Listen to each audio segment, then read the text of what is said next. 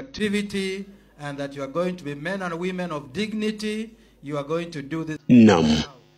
Uongozi wa chuo kikuu cha kiufundi cha Kitale unawatangazia wanafunzi wote kuwa mahafali ya mwaka wa 2025 yamepangwa kufanyika mwezi Disemba mwaka huu wa 2025. With my fellow graduates, we are going back to the field.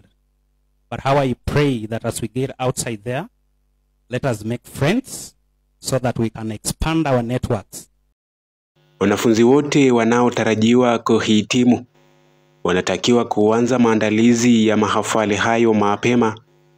Hii ni pamoja na kukamilisha usafi na idhini katika idara zote husika, kuhakikisha ada zote zimetolewa kikamilifu, kufuatilia taarifa rasmi kuhusu upokeaji wa mavazi ya mahafali, ratiba na mazoezi ya tarehe halisi ya mahafali.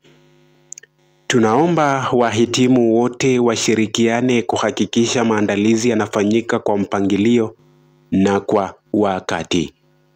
Taarifa zaidi zitatolewa kupitia ofisi husika na mitandao ya chuo, ikiwemo mtandao wetu wa KNP Media.